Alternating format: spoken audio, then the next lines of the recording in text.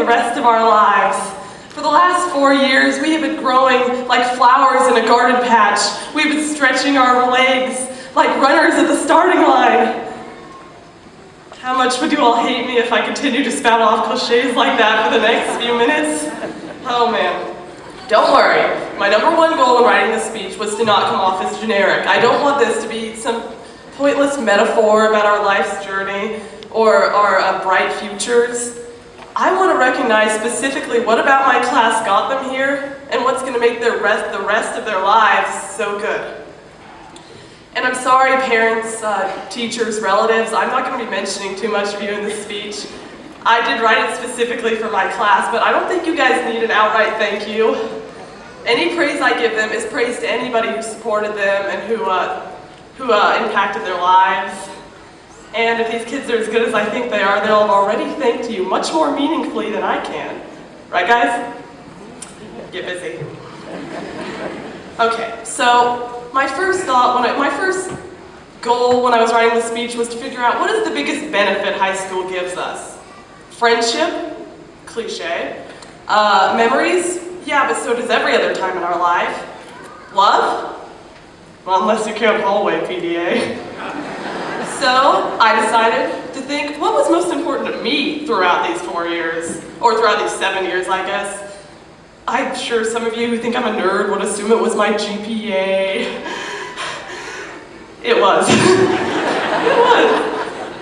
Well, frankly, when I went into middle school, I didn't have anything else. I couldn't sing, I couldn't draw, and despite being very tall, I know I couldn't play basketball, nor any other sport, and I had no social skills.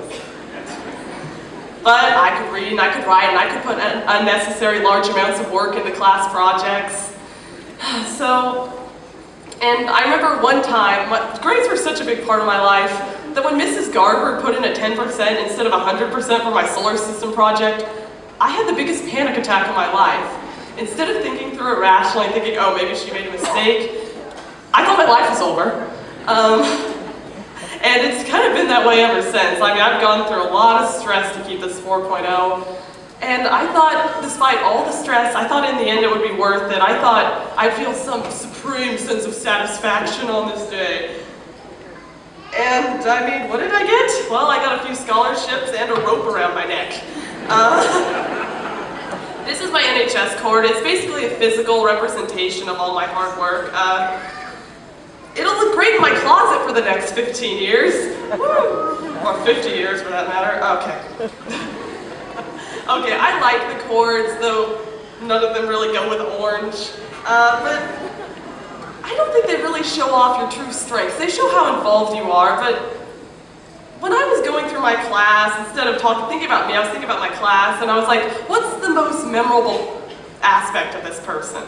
I didn't think, Mackenzie, oh man, she's an FFA. I didn't think, oh, Savannah, what homecoming queen? No, and I didn't think, oh, Molly had that high as heck ACT score. No, I thought, isn't Mackenzie nice? Doesn't Molly have the wittiest comebacks? Doesn't Savannah make everybody feel accepted? I think that's the most important thing about high school. It makes that one really impressive quality in a person so evident. Humility, honesty, whatever it is. And it makes, I mean, don't get me wrong, extracurricular activities are great. They allow you to grow and to blossom, but when I think about all my memories, it really makes me wish I could give these guys a cord for being funny, for being accepting, for being tolerant, for having good work, hard work. And then I thought, why not? Now, before I do this, I want to say I really am glad I put so much work into my academics. I mean, I think it developed a good work ethic in me, and I'm glad I'm getting recognition for it, but seeing these cords kind of reminds me of how often I put academics over what's really more memorable and more important about our class. So, I decided I'm going to take this opportunity to call out a few of my classmates in a good way, and share some of this recognition with people I think deserve it a lot more than my GPA does. And if I could ask you to please raise your hand if I call your name so I know where you are. Micah?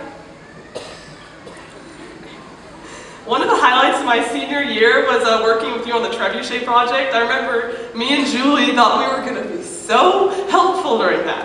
We thought we were going to be working with power tools all cool-like, and we went out to your house and proceeded to stand for like 4 hours, dumbfounded, watching you work your magic on that thing. You had every tool, you had a solution for every problem, and you managed to turn what probably would have been a year's work into one night. And though that glittery paint job we did was pretty sexy, we do not have nowhere near the level of resourcefulness that you do. And I think your ability to turn 5 pieces of wood into something that can launch a beanbag 30 meters is going to matter way more for you in the end. All right, and it's more than enough to warrant one of my chords.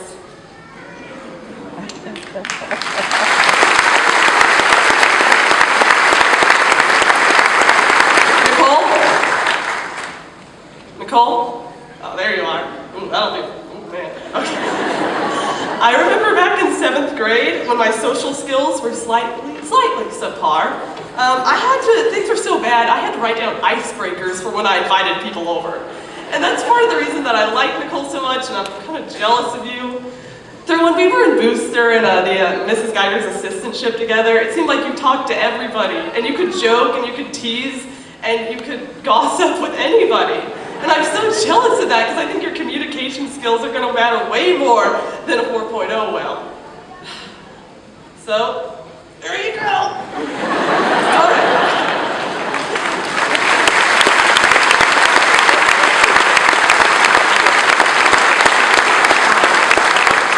Grant? All right, Grant, I think overall our school is a pretty tolerant place, but I mean, I'd be lying if I said that issues like racism, homophobia, and sexism didn't still exist. They exist everywhere. But I just think now I'm not trying to get political here. I know that's a bad idea. I'm not going to get political. I'm just saying it's kind of sad when a lot of boys in our class kind of reluctant to support things like gay marriage because they think they're going to be labeled. So I remember one day when we were doing this project in government about creating our own political parties, we had to choose our stances on certain issues, and Grant got to the front of the class to present, and I'm like, oh, here's another, popular stray boy who's either going to disapprove of gay marriage or just avoid the issue entirely, and instead he got up there and he defended it in front of all the classmates with really compelling reasoning. And I had no idea that he was so accepting and so brave in sharing his opinions. And he really surprised me that day, and he surprised me all year, frankly. And I think that's more than enough to warrant a chord.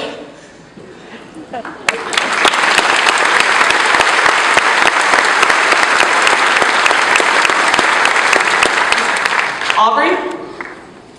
Okay. Now, I know you've never been reluctant in sacrificing your time, your effort, and your money for other people. I know that because I kept you awake for hours on end with questions about comp papers. I think there's one incident, though, not one incident, one thing that exemplifies your generosity. I remember one of our classmates was going to miss the trip of a lifetime just because he couldn't quite afford it. And instead of just sitting back and saying, that's too bad, like any other person would, she went straight from empathy to action. And Aubrey helped pay for that trip. That cost well over $1,000.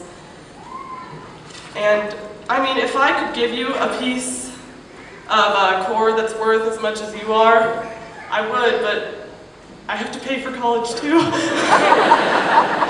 And I know you already have all the cords that I was going to pass out, but seeing as how we're both going to the greatest university in the world, I thought I'd give you my red and blue one. Rock shot. Oh!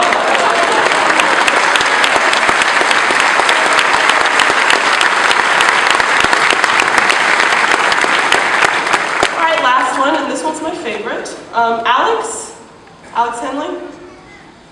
Do you remember when Taylor wrote that article about you that was called The Captain America of AHS? I mean, if you don't, I don't blame you. It was our first booster of the year, but I mean, it never left my head. I remember, in fact, your descriptions of basic training was one of the first things that came to my head when I was thinking of this speech. Remember one line in particular where you said, the hardest part of basic training was having to crawl 100 meters through the sand, under barbed wire, while it was raining, while machine guns were shooting live rounds over your heads. One kid apparently even got shot. And I remember thinking, holy crap, I can't even do a push-up without lifting up my knees. Oh man.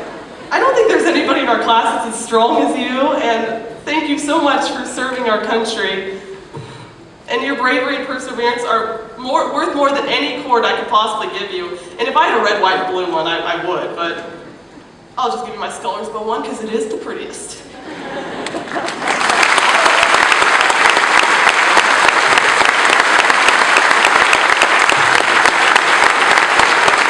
Now guys, I could go on and on if I had the time and the cords, frankly. Heck, if you listen to my 20-minute Eisenhower speech, you know I could go on and on.